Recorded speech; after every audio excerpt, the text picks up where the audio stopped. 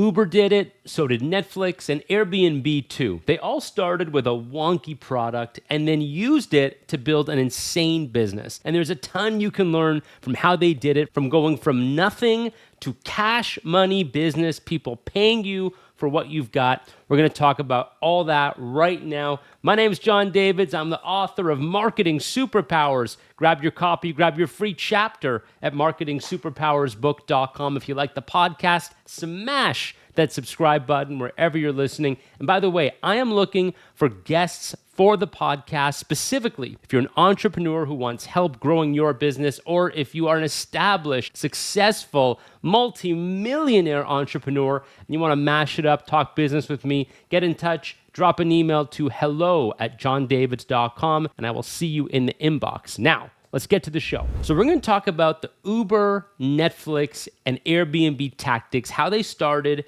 and why this is so critical for anybody who has a business, who wants to have a business one day, who wants to grow that business. Let's start with Netflix. So Netflix launches with DVDs in the mail. That's how they started. And depending on how old you are, you might not even remember there was a time that Netflix was just a DVD by mail company. It was Blockbuster Video, but instead of going to the store, you got it in the mail. You pick the one you want, and we'll send it to you. That was the value proposition. Keep it for as long as you want, and then send it back. We'll send you another. There's no fancy tech at the beginning, but it works. People are getting the movies they want, and it wedges Netflix into your daily routine so that you feel like when you want entertainment, you go to Netflix. You associate the two. And when the time comes along that streaming is actually a thing, Netflix already has 7 million happy customers. And they use that little wedge, those 7 million customers, to launch streaming.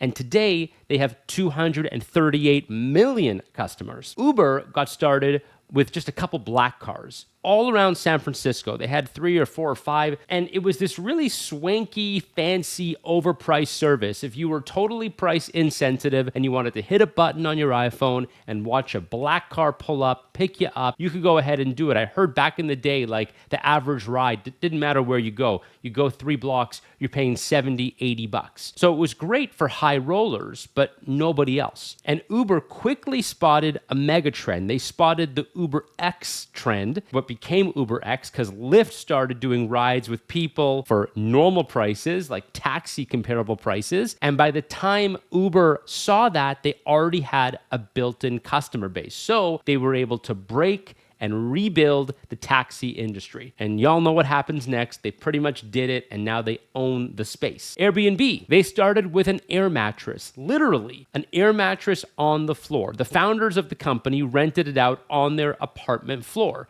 and they used it. They used that one air mattress to hijack the modern travel experience. Today, you can rent a penthouse on Airbnb, you can rent a treehouse on Airbnb, you can rent a bougie boathouse, you can stay wherever you want.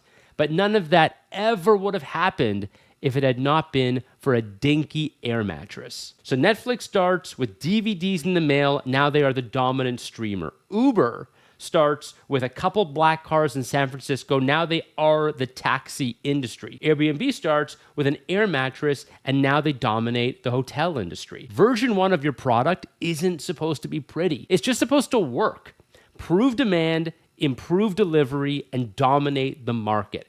That's how big things happen. Now, I want you guys to understand the concept here, because these are cool stories, and you're going to think Netflix, Uber, Airbnb, okay, these are like the biggest companies in the world.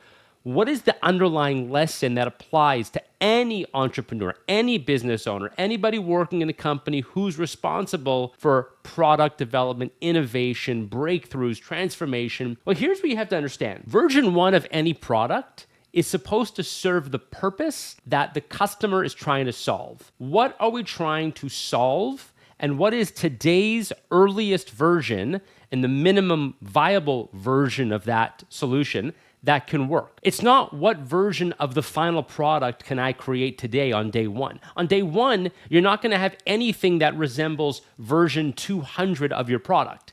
And it would be silly, it would be a fool's errand to try to make that, because what you're going to end up with is a really crappy version of this massive dream that you had. Could you imagine what would have happened if Netflix came out with streaming in like 2003?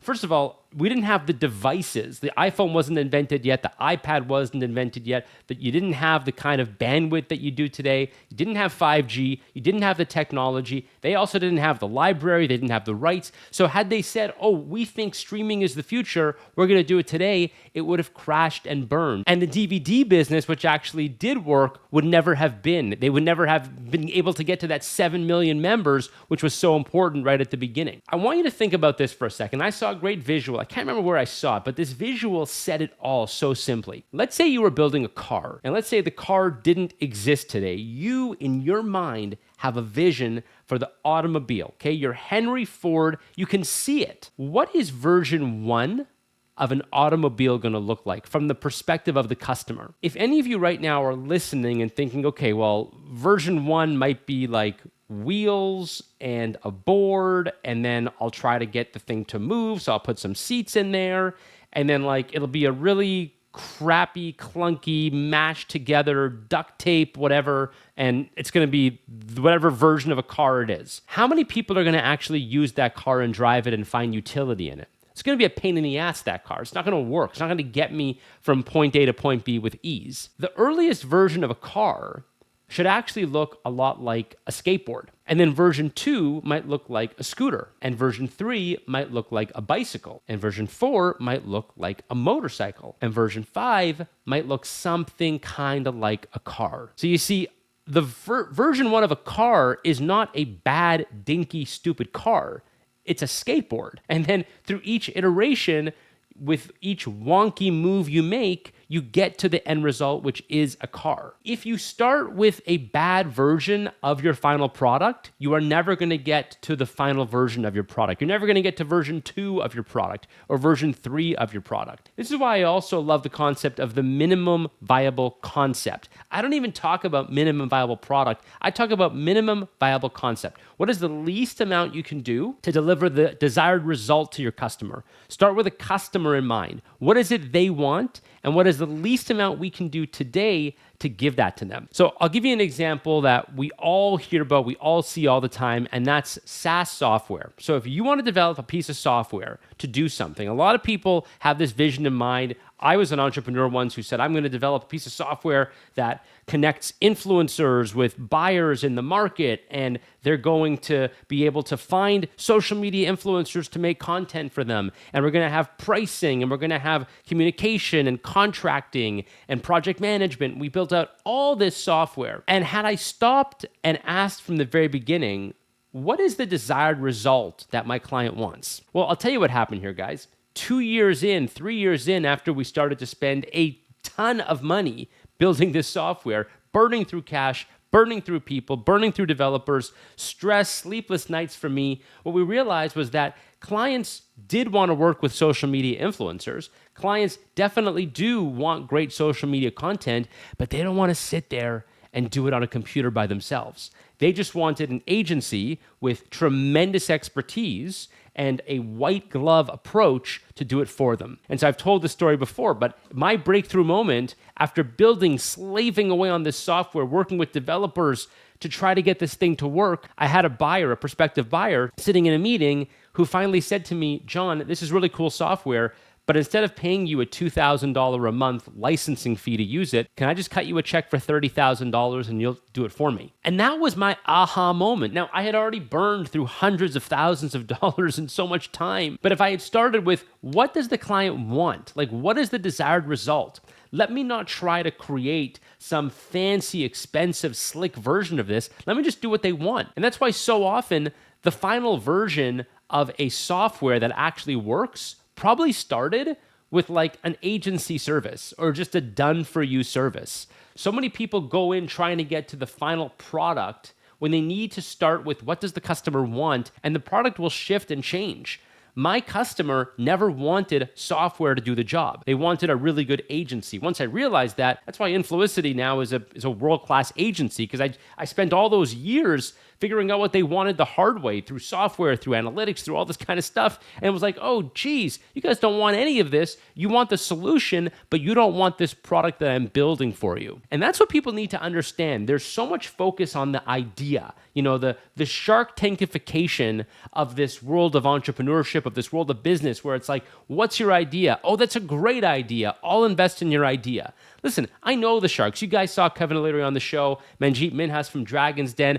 I talk to these people. I invest in deals also. I will tell you, the entrepreneurs that you want to invest in, the businesses that you actually want to invest in, it has very little to do with the idea. Like, the idea has to be reasonable enough that it makes sense on the surface. But like, at the end of the day, the idea is going to shift. The idea is going to change. If the leader of the company has any sense, they're going to be listening to customers and they're going to be shape-shifting as they go along. Just like Netflix and Uber and Airbnb did, right? On day one, you don't know what the business is going to look like in 5, 10, 20 years. But what you do know is, I'm going to serve this customer and I'm going to give them what they want. I'm going to give them this final solution. And if that means doing it with my bare hands, I'll do it with my bare hands. If that means creating a piece of software to do it, I'll create a piece of software. If that means outsourcing it to another country, to the Philippines, to India, to Pakistan, having them do it, we outsource it, and then we arbitrage the difference because we have it done cheaply, and then we sell it for a little more money.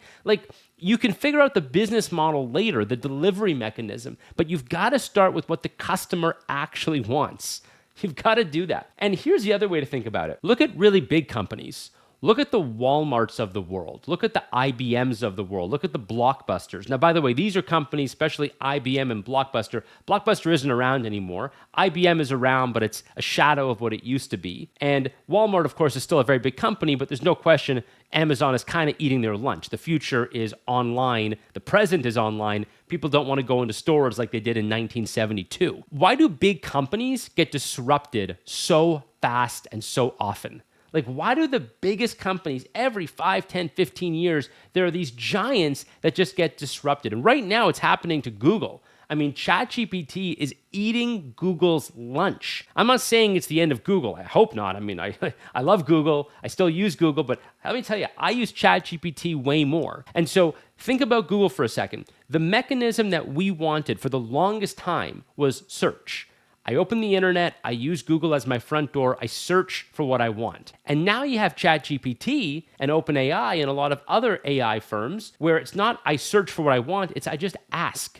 I just say, hey, here's a question I have, or I'm looking for this, and you just tell me. I don't want 9 million results. I just want one correct answer, or something very, very close to the correct answer. And so the mechanism, if Google had gone in 20 years ago and said, oh, we're going to develop something that looks like ChatGPT, which they're trying to do now with Gemini, it wouldn't have worked. The technology wasn't there. So they developed the technology that made the most sense, which was version 1 of Google. And they made it better and better and better and better. And now we're into the world of ChatGPT and Gemini and Claude. But think about version 1 of Google and think about where it is today. It's a completely different product. It's like a totally different product. And now we're having a step change to something totally different, right? Going back to these examples of Blockbuster and Walmart and IBM, the reason it's hard for companies to change, especially when they're big, is because they have built into the idea of we know what our customer wants, we know the delivery mechanism of it, and we're just going to keep on doing it. The benefit you have for all you business people, all you entrepreneurs listening right now who actually have the benefit of being nimble, of being small, of being able to make a change quickly on a dime, don't act like a big company.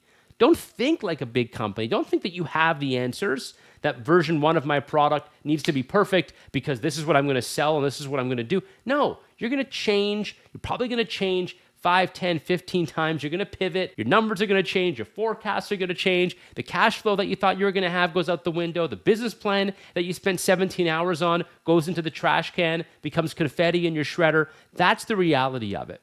What we can learn from the stories of Uber and Airbnb and Netflix is that it's okay if version 1 of your product is wonky. That's totally fine.